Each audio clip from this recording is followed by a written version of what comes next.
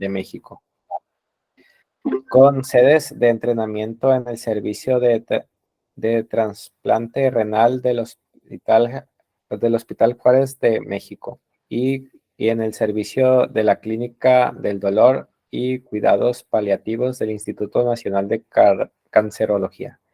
Doctor en psicología con especialidad en psicología de la salud en la UNAM, donde obtuvo la medalla Alfonso Caso como reconocimiento por haber sido el graduado más distinguido en la generación 2006-2010 de dicho programa de doctorado en psicología. Y tercer lugar en el Premio Nacional de Investigación Clínica sobre el Envejecimiento otorgado por el Instituto Nacional de Geriatría. Actualmente es profesor investigador adscrito al Departamento de Psicología en ITSOM, donde imparte clases en la licenciatura en Psicología, en la maestría y doctorado en Investigación Psicológica y en la maestría y doctorado en Ciencias de la Ingeniería, posgrados reconocidos por el Sistema Nacional de Posgrados SNP del Consejo Nacional de Humanidades y Ciencias y Tecnologías, CONACYT. Sus líneas de investigación son calidad de vida, bienestar subjetivo, ocio y actividades de la vida diaria en adultos mayores, planeación para el retiro laboral y ajuste psicosocial en la jubilación, terapia cognitivo-conductual y de tercera generación, activación conductual y tecnología aplicada para el bienestar en adultos mayores, Genon Tecnología, y en sus cuidadores primarios informales. Ha publicado múltiples artículos científicos en revistas especializadas nacionales e internacionales y capítulos de libro en editoriales reconocidas. Dirige y codirige tesis de doctorado y de maestría en universidades nacionales y extranjeras. Finalmente es investigador nacional nivel 2 en el Sistema Nacional de Investigadores Investigadoras SNII, perfil deseable PRODET integrante del cuerpo académico consolidado, actores y procesos psicoeducativos de ITSOM. Okay. Ahora sí, sigue el doctor. Ok. Sí, gracias. Gracias por la presentación. Por supuesto, gracias por la invitación también. Me parece, por parte de la doctora Magdalena e integrantes del colegio, me parece que es una excelente oportunidad para contarles ahora sí que el chisme completo de qué es lo que hemos estado haciendo en cuanto a intervenciones psicológicas en personas mayores, que ya tenemos que aproximadamente más de 20 años, o sea, o 20 años precisamente tenemos trabajando esa línea. Ha sido ¿cómo le diré? Una evolución interesante de cómo empezamos a lo que actualmente estamos haciendo. Todo se derivó a partir de la formación que tuve en mi maestría en la UNAM, una maestría en psicología, medicina conductual, donde prácticamente viví durante 2 años y medio en hospitales y la mayoría de mis usuarios eran personas mayores, lo cual tiene mucha lógica porque sabemos que las personas mayores son la población que más demanda servicios de salud.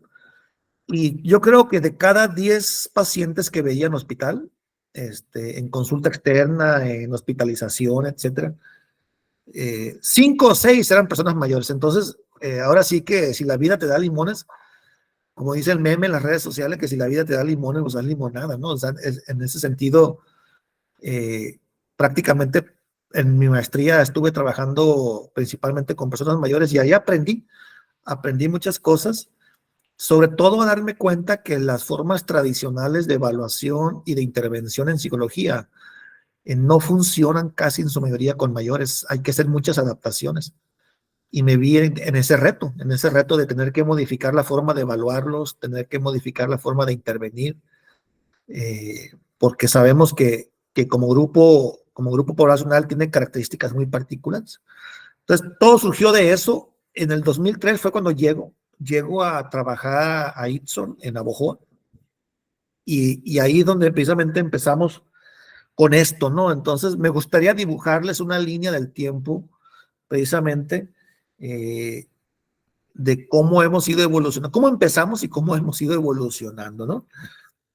Como les menciono, cuando estuvimos ya en Itson, Navojoa, por allá en el 2003, ya hace 20 años, poco más de 20 años, en agosto del 2003, pues inmediatamente nos pusimos a trabajar, el equipo de psicólogos que teníamos ahí en el departamento de psicología, pero no era el departamento de psicología, en el programa educativo de psicología, ahí en Itson, Navojoa, y nos enfocamos rápidamente en grupos, pues, ¿qué les diré? Grupos vulnerables per se, porque enfocamos nuestra atención en enfermos crónicos, en adultos mayores y en comunidades indígenas. Insisto, son grupos vulnerables por excelencia, ¿no? Per se, ¿no? Que en ese sentido enfocamos toda nuestra atención en ellos. Y más específicamente en mi caso, que fue cuando precisamente dándole seguimiento a la formación que tuve en medicina conductual, en la maestría, pues decidí precisamente darle seguimiento a este tema de adultos mayores, de personas mayores. Y de ahí en adelante, o sea, o de ahí para el real, como dicen los chavos, ¿no? De ahí para el real, esa ha sido la temática, ¿no? Entonces, quiero dibujarles esa línea del tiempo. Ya enfocados en adultos mayores, pues obviamente tuvimos que echar mano de la literatura existente en ese momento para trabajar con ellos, con personas mayores. Estamos hablando del año 2003 y bueno, precisamente estaba en boga lo que era el modelo de envejecimiento exitoso propuesto por Rowe y Kahn, una revisión que hicieron ellos en el 97 sobre este modelo. Y bueno, era lo que estaba, por así decirlo, en boga en ese momento. Este modelo en particular, había mucha literatura al respecto. Y aunque la mayoría de la investigación que se hacía con base en este modelo era investigación básica, nosotros quisimos ir más allá de eso, de la investigación básica. Entonces, ya enfocados en adultos mayores y partiendo de este modelo que en ese momento estaba vigente, ya ahora en la actualidad pues ya no se habla de envejecimiento exitoso, se habla de envejecimiento saludable, hasta ya se definió la década, ¿no? del envejecimiento saludable a nivel mundial por parte de la OMS. Y bueno, partimos de este modelo de envejecimiento exitoso. Ahí lo que alcanzan a ver ustedes, lo que proponían Rowe y Kahn era un modelo que decía que para envejecer exitosamente había que reunir ciertos elementos, y ahí gráficamente se ven tres componentes que tienen que ver con evitar la enfermedad y la discapacidad, o sea, reducir al máximo los factores de riesgo. Tiene que ver con un alto funcionamiento físico y cognitivo, es decir, la capacidad de llevar a cabo cierto tipo de actividades cotidianamente, y lo que era la participación activa en la vida, que lo esencial era los aspectos sociales, la sociabilidad, ¿no? El que la persona tuviera la mayor cantidad posible de interacciones sociales, y por supuesto también llevar a cabo roles productivos, ¿no? Aunque no implicaran la ganancia de dinero. Entonces, estos tres componentes propuestos por Rowe y Kahn fueron nuestra guía en ese momento. En ese momento fueron nuestra guía y le entramos al toro por los cuernos, ¿no? Al tema del envejecimiento como grupo vulnerable, de los mayores como grupo vulnerable, específicamente ahí en el sur de Sonora. Estamos hablando de personas de ahí de Navojoa, de Chojoa, de Guatabampo, de Álamos, o sea, lo más hacia el sur, ¿no? Del estado, ¿no? Y bueno, partimos de eso y le pusimos una especial atención a los dos componentes, a los componentes de participación activa en la vida y de alto funcionamiento físico y cognitivo. Y empezamos Empezamos con estudios muy sencillos, muy simples, muy básicos, donde en un principio queríamos averiguar qué cosas les gustaban a los mayores, qué cosas no les gustaban, sus fortalezas, sus debilidades, las cosas que hacían, las que no hacían, su percepción de bienestar, cosas así, estudios muy simples, muy básicos, pero nos dieron mucha información, por ahí encontramos, por ahí recuerdo que en un principio encontramos las actividades cotidianas que más se asociaban a bienestar en mayores y nos llevamos ciertas sorpresas, ¿no? En el caso de los varones, en el caso de los varones, de los mayores varones, encontramos que las actividades de tipo social, informales, totalmente informales, eran las que más se asociaban a percepción de bienestar. Eso nos dio mucha luz acerca de qué podíamos hacer a un nivel ya de intervención. En el caso de las mujeres vimos que funcionaban de manera diferente, era otra la lógica, ¿no?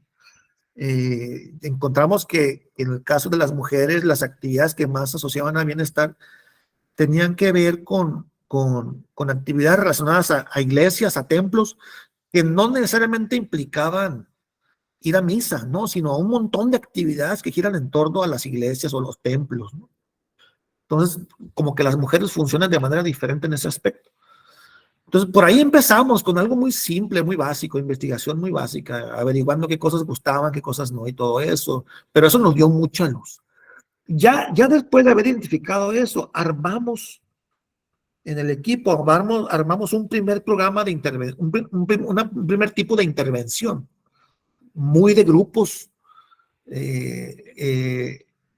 muy de tipo psicosocial, intervención, que tenía que ver con actividades, ¿no? Con actividades. Nos dimos cuenta en estos primeros estudios que revisamos y en la literatura que estuvimos revisando también, pues que era importante identificar qué actividades llevaban a cabo los mayores. Entonces ya nos encontramos con las actividades básicas, las instrumentales y las actividades de ocio. Ok, esto de las actividades básicas, pues nos quedó claro desde un principio que tenían que ver como su nombre lo dice, con actividades muy básicas, el comer, el vestirse, el bañarse, el usar el baño, el excusado, etcétera, muy básico, ¿no? Sí, lo instrumental más complejo ya no es una cuestión de supervivencia como tal, es más bien son actividades que tienen mucha relación con el contexto social, cultural en el que está la persona. Son más complejas, por supuesto, actividades más complejas que requieren una mayor, ¿cómo diré?, organización neuropsicológica. Hablar por teléfono, tomar medicinas, ir a la tienda a comprar un litro de leche, tomar el camión de transporte público, etcétera. Ya actividades mucho más complejas. Y también nos encontramos también, por supuesto, con el tema de ocio, con las actividades de ocio y voilà, o sea, ahí que fue así como que un destello, ¿no? Que nos dio esto de las actividades de ocio, por la importancia que empezamos a identificar en la vida cotidiana de los mayores. O sea, más allá de realizar actividades básicas e instrumentales, el tema de ocio se había convertido en algo fundamental. En pocas palabras, durante todo este tiempo que estuvimos explorando en los mayores muy al sur del estado, encontramos dos cosas que nos llamaban la atención. Uno, que los mayores nos pedían ayudarlos en cómo adaptarse a los cambios y a las pérdidas asociadas al envejecimiento, ya sea un envejecimiento normal o ya sea un envejecimiento asociado a enfermedades, patologías. Y dos, ¿qué hacer con mi tiempo libre?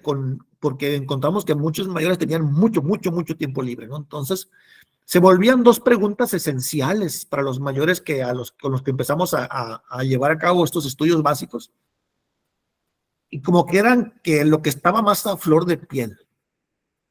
O sea, ¿qué hago para adaptarme a los cambios, a las pérdidas del envejecimiento? Y segundo, ¿qué hago con mi tiempo libre? Y es ahí donde les menciono de la importancia que encontramos en las actividades de ocio. Tenemos que revisar qué significa el ocio, obviamente. Tuvimos que partir de ciertas definiciones muy sociológicas, muy filosóficas de lo que es el ocio.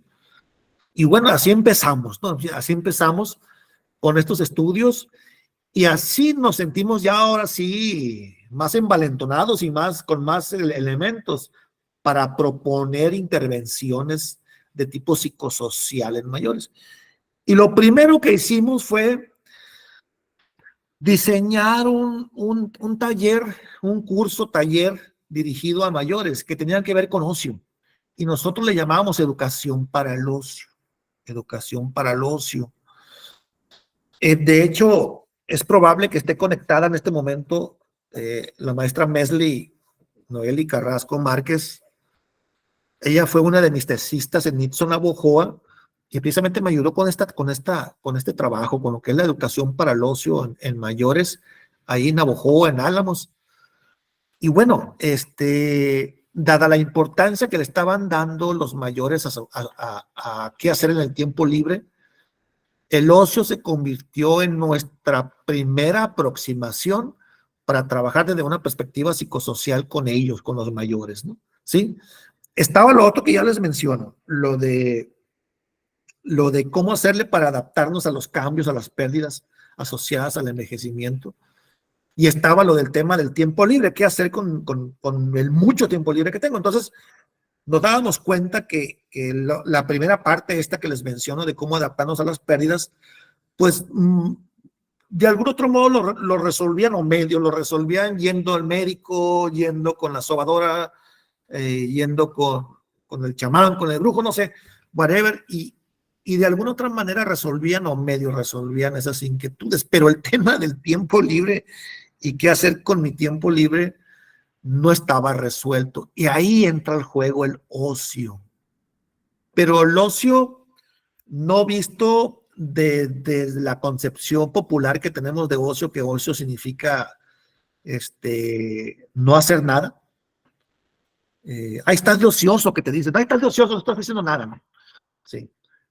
No esa concepción popular de ocio, ¿no? Sino que ya partimos de otro tipo de definiciones más sociológicas, más filosóficas, en donde hablar de ocio implicaba hablar de actividades que usualmente se llevan a cabo en el tiempo libre de las personas, donde las personas la hacen de manera totalmente voluntaria, lo hacen para sentirse bien, lo hacen para pasarla bien, para divertirse, para aprender, actualizarse, etcétera. No lo hacen para ganar dinero. Si ganan dinero, ya deja de ser ocio y se convierte en un negocio, ya es otra cosa. Pero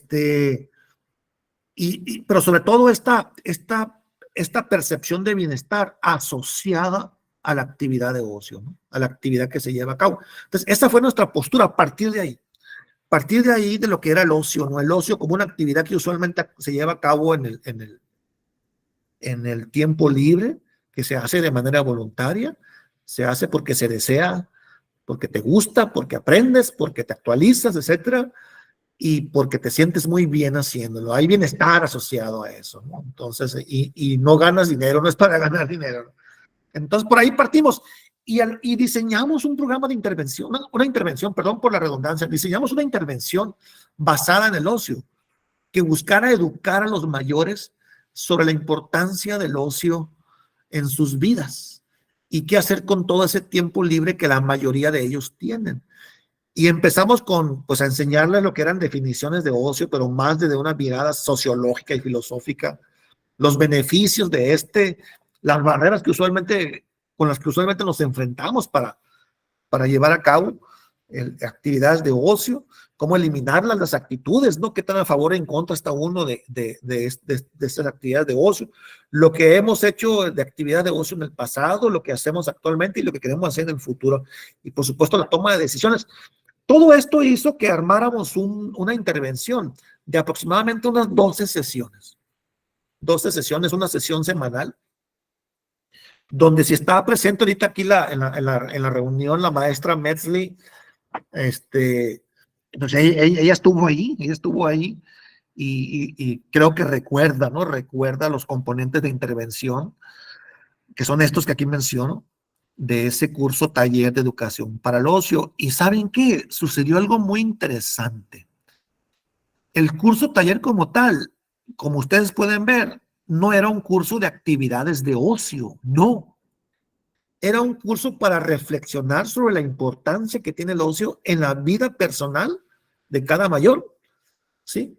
El rol que juega, el ocio que juega y por supuesto el tema de la calidad de vida y bienestar asociado al ocio, ¿no? Entonces, honestamente no sabíamos qué esperar, dónde, a qué pegarle o dónde o a qué variables pegarle y lo que hicimos fue medir una serie de variables, un conjunto de variables.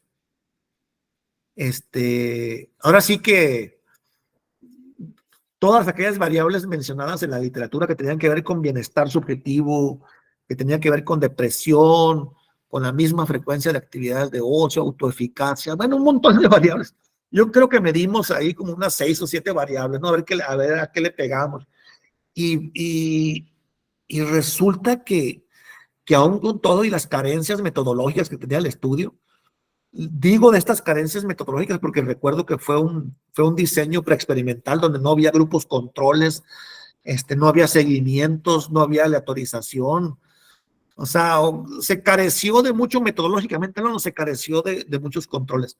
Entonces, eso es muy criticado en la literatura, el llevar a cabo estudios. Pero bueno, fue nuestra primera aproximación, pues, fue nuestra primera aproximación a los mayores a manera de intervención.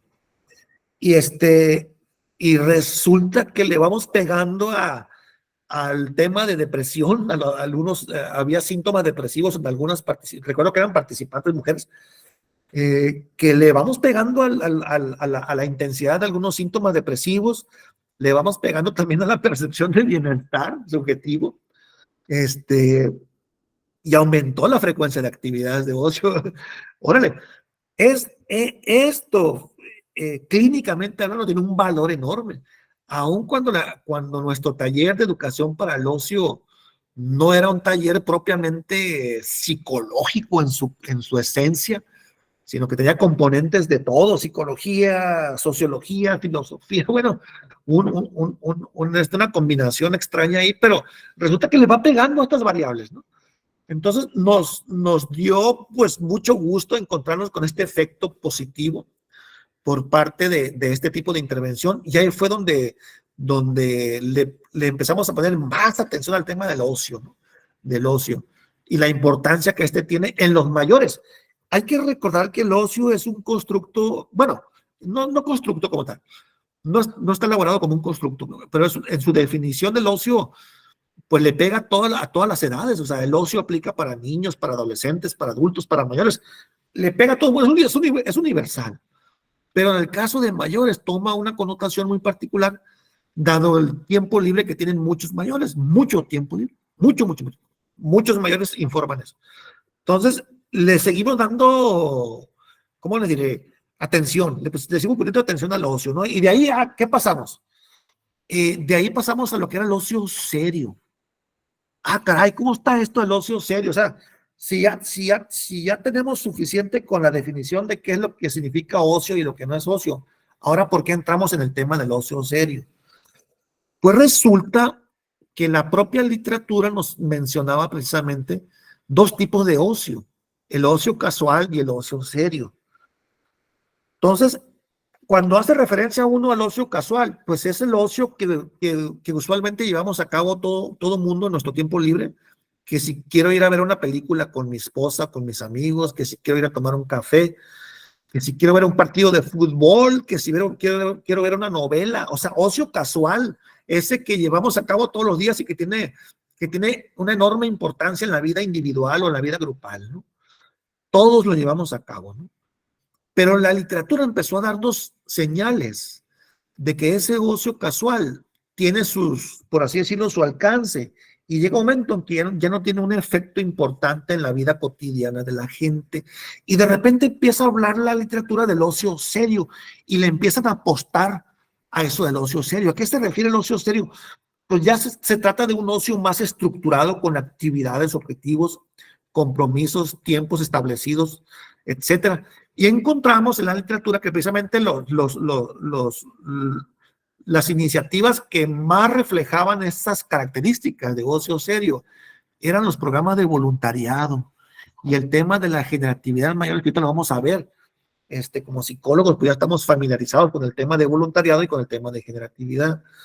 Entonces, órale, ya que vimos eso, pues le seguimos, ¿no? Le seguimos con el tema del ocio, pero ahora el ocio serio, enfocados a lo que es voluntariado y generatividad. Generatividad, como psicólogos que somos, no sé si recuerdan cuando en los programas de licenciatura, cuando revisábamos los modelos de desarrollo humano, desarrollo psicosocial, que ahí nos topábamos con un modelo propuesto por Erickson, un psicoanalista por allá en los 60, 70, no sé si lo recuerdan, y que Erickson hablaba de ciertas etapas conforme avanzaba la edad en la persona, en el individuo, y hablaba de que por allá en los 55, 60 años de edad había una etapa que se llama de generatividad versus estancamiento. Y cómo Erickson hacía alusión precisamente a ese concepto de generatividad, que tienen que ver con esas actividades que llevan las personas mayores, donde ya lo que buscan es proteger a otras personas, cuidar de otras personas y transmitir los conocimientos y la sabiduría a las nuevas generaciones, pasarle la estafeta a las nuevas generaciones. Nos gustó ese término, nos gustó ese término propuesto por Erickson en su modelo de desarrollo psicosocial, y empezamos a documentarnos más, ¿no? Entonces ya era el ocio serio a través de voluntariado, como un ocio estructurado, con actividades, con objetivos, con compromisos, con tiempos, pero también le incluimos ese componente de generatividad, en donde el mayor llevaba a cabo actividades para cuidar de jovencitos, ya sean niños, ya sean adolescentes, y también transmitirles sus conocimientos y su sabiduría, su experiencia, ¿no? Y que el siguiente momento que hacemos de una intervención es precisamente esto que llevamos a cabo a través de la tesis de la maestra Kitsia Gutiérrez, Yanira Gutiérrez. Posiblemente está conectada también, posiblemente está conectada en esta reunión. La maestra Kitsia está por ingresar al doctorado, no sé si va a entrar al doctorado en el CIAD o en la UNI, pero ella ya está por entrar a un doctorado. Y probablemente está conectada a esta sesión, ¿no? Y bueno, a través de Kitsia llevamos a cabo esta intervención donde incluimos ya ahora sí un montón de conceptos: socio serio, generatividad, voluntariado, el tema de bienestar en mayores, y Kitsia lo llevó a cabo esto en jubilados, en personas jubiladas, específicamente profesores jubilados del CENTE. Entonces, de esa manera se llevó a cabo una intervención, miren qué interesante, donde los mayores tenían un rol como tutores de adolescentes de escuelas secundarias, y a través de una temática en particular que era educación para la paz. Esto lo eligió precisamente Kitsia, esta temática, la maestra Kitsia. Se formó un binomio entre mayores y estudiantes, ¿no? A través de un programa de voluntariado y de generatividad, donde los mayores jugaban ese rol de tutor, ese rol de líder, ese rol de compartir sus experiencias y su sabiduría con los más jóvenes, en este caso con adolescentes de escuelas secundarias. Y duró aproximadamente unos 3 meses este programa, donde ya se combinaban todos estos conceptos que les menciono. Y bueno, ¿qué se vio? El resultado fue impresionante el resultado. Vimos así, ¿cómo le diré? Cambios importantísimos, tanto en los mayores como en los propios jóvenes, en los propios jovencitos, en los chavos, en los adolescentes. Vimos que en el caso de mayores, pues el tema de las conductas generativas pues aumentó, ¿no? La percepción de bienestar subjetivo en los mayores aumentó también. En el caso de los adolescentes, sus conductas como tal dentro de la institución cambió. O sea, aquí como que todo el mundo ganó. Ganaron los mayores, ganaron los chavos, ganaron las escuelas. Recuerdo que un director me decía, oye, ¿qué le hiciste a los chamacos que están tan cambiados? No, le digo, yo no he hecho nada. Todo lo está haciendo Kitsia a través de los mayores, ¿no? Entonces, Así fue como le dimos seguimiento a manera de intervención, pero grupal, todo este tipo grupal. Primero con el tema de ocio y después el ocio serio y después el voluntariado, la generatividad. Y es donde vimos el potencial que tiene este tipo de actividades, ¿no?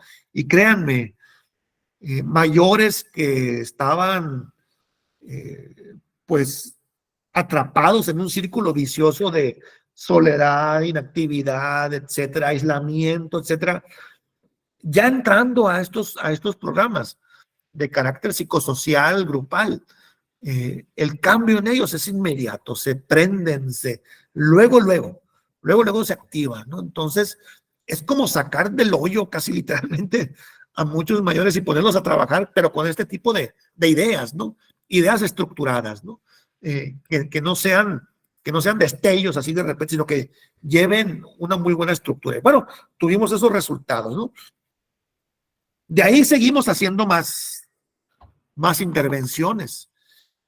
Y también nos dio por trabajar el tema de la tecnología. ¿Por qué? ¿Por qué nos dio por ahí, por trabajar el tema de la tecnología? Resulta que con el tema de la pandemia, pues ustedes saben que una de las instrucciones que se nos dijeron hasta el cansancio fue el tema del distanciamiento social, cuando estábamos en el punto más álgido de la pandemia, donde pues había que encerrarnos, ¿no? Había que encerrarnos y el contacto social pues estaba reducido al máximo. Esto, por supuesto, tuvo un impacto en todo mundo tuvo un impacto, en los niños, en los adolescentes, etcétera. En el caso de los mayores, no hubo excepción. Se estaba informando que había reportes de cambios importantes en los mayores por este confinamiento, ¿no? Por este distanciamiento social, ¿no? El tema de la irritabilidad, la tristeza, la pérdida de interés en actividades cotidianas, la preocupación excesiva, mala calidad del sueño. O sea, eran variables que se estaban informando a partir precisamente de este distanciamiento, ¿no? Entonces, pensamos, bueno, ¿y cómo podemos mantener a los mayores conectados, involucrados y útiles, no obstante el distanciamiento social? Y una de las respuestas que nos dio la literatura fue precisamente el usar tecnología. El usar tecnología para mantenerlos conectados y socialmente activos. Y la literatura pues nos decía, bueno, enseña a los mayores a usar videollamadas, tablets, laptops, que realicen llamadas y mensajes a familiares y amigos. Y así es como surge precisamente esta aplicación NeuronApp, surge como una propuesta para paliar los efectos negativos del distanciamiento social durante la pandemia. NeuronApp es una aplicación para dispositivos móviles. Si es para dispositivos móviles, hablamos de teléfonos inteligentes, celulares, hablamos de tabletas, de manera que toda aquella persona con un celular y con una señal de Wi-Fi, con una señal de Internet, podría tener acceso a esta aplicación. Ahorita les doy particularidades de la aplicación. Obviamente, para desarrollar algo sí, tuvimos que conformar un equipo de expertos en computación, de programadores, desarrolladores de software, educadores, psicólogos, neurocientíficos. Bueno, o sea, participó mucha gente aquí. El objetivo era crear esa aplicación para paliar un poco lo que eran los efectos negativos del distanciamiento social. Y surge NeuronApp. Si ven ahí, está la liga, neuronap.com.mx. Por favor, ingresen a neuronap.com.mx. Y si quieren, descarguen la aplicación. En este momento está nada más disponible la aplicación para Android, para teléfonos Android, con sistema operativo Android. Es la última actualizada. La otra aplicación, la que está disponible para iOS, para lo que es iPhone y tablets, iPad, no está actualizada. Pero pueden descargarlo y traten de jugar con la aplicación regístrense porque les va a pedir ahí que se registren. Sus datos, edad, sexo, todo eso. Entonces, y empiecen a jugar o aplíquenlo con sus mayores. Esto también. Pero bueno, para platicarles un poco más de Neuronap, pero sí descárguenlo para que lo conozcan Neuronap.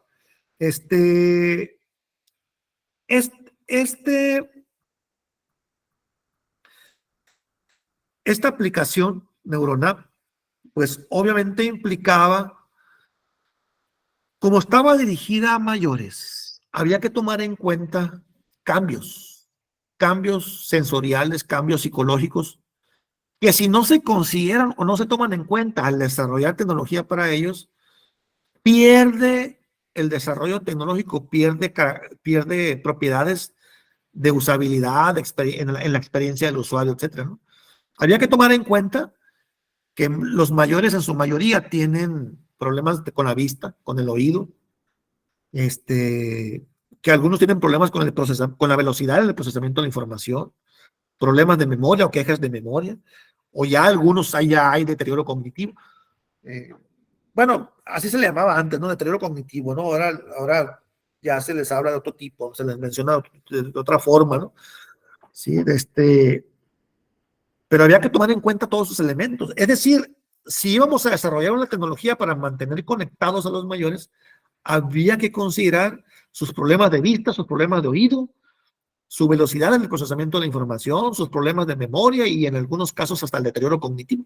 Bueno, total que nos echamos un clavado en la literatura y encontramos una serie de guías que nos ayudaron y tomar en cuenta esas consideraciones.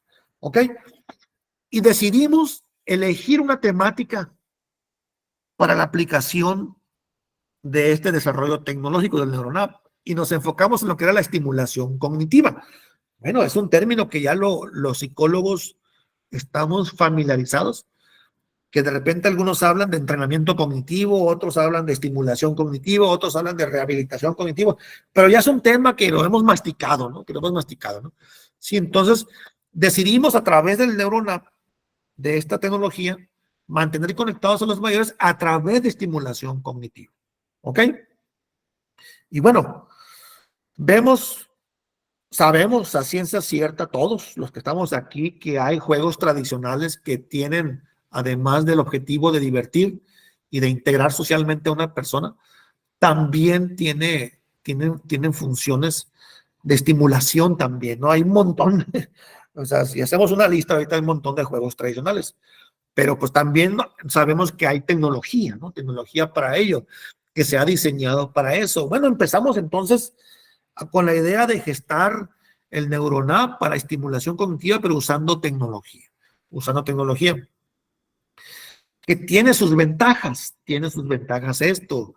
La tecnología, pues se puede personalizar, ¿no? Para los mayores, te da realimentación en tiempo real, te dice cómo te está yendo, cómo está tu desempeño al usar una aplicación, etcétera. Sí, puede ajustar al nivel de capacidad del adulto mayor, sobre todo cuando hablamos de personas con un bajo o nulo nivel educativo, se puede ajustar.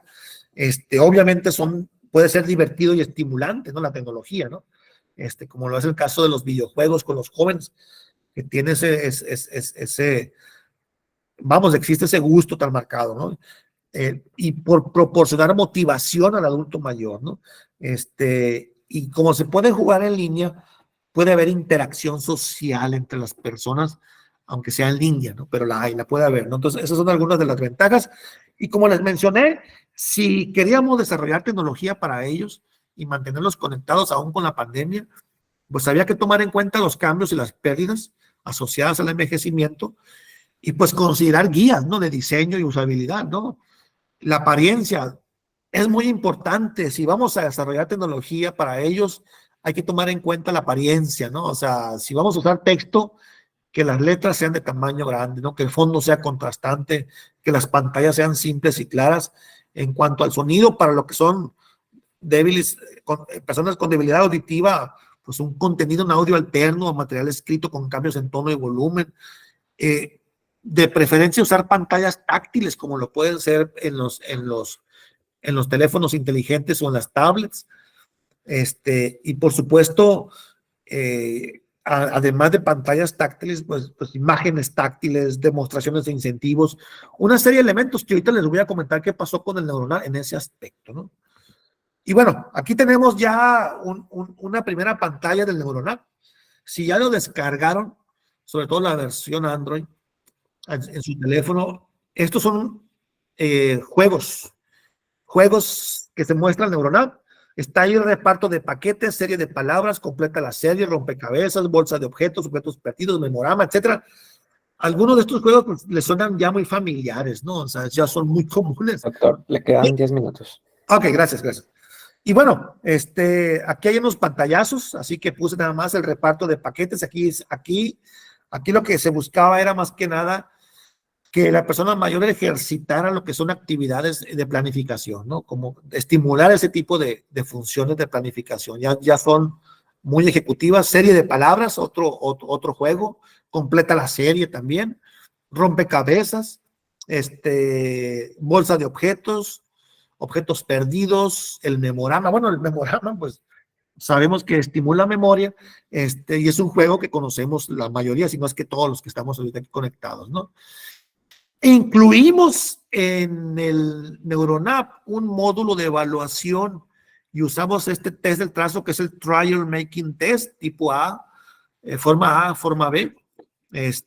Y usamos también una subescala del WISE, que es el test de dictado inverso, dígitos inversos, como una forma de evaluar también, ¿no? Porque si ya se registraron en NeuronApp, se habrán dado cuenta de que la lógica del NeuronApp para usarlo es como si estuvieras en un programa de intervención, en un experimento, ¿no? De repente te dice, estás en un grupo control o estás en un grupo experimental, y es importante evaluar estas variables antes de que empiecen a jugar con los ejercicios y al final, ¿no? El medallero, esto fue un hitazo.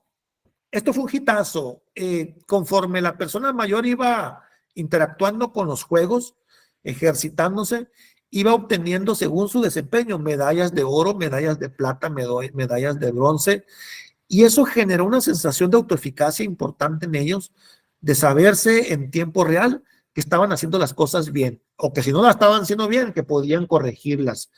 Y al mismo tiempo que aumentó la sensación de autoeficacia, los hacía interactuar entre ellos en línea, ya que algunos decían, pues yo tengo tantas medallas de oro y tú nada más tienes puras medallas de plata, o tú nada más tienes puras medallas de bronce, y así se inició una serie de competencias entre ellos.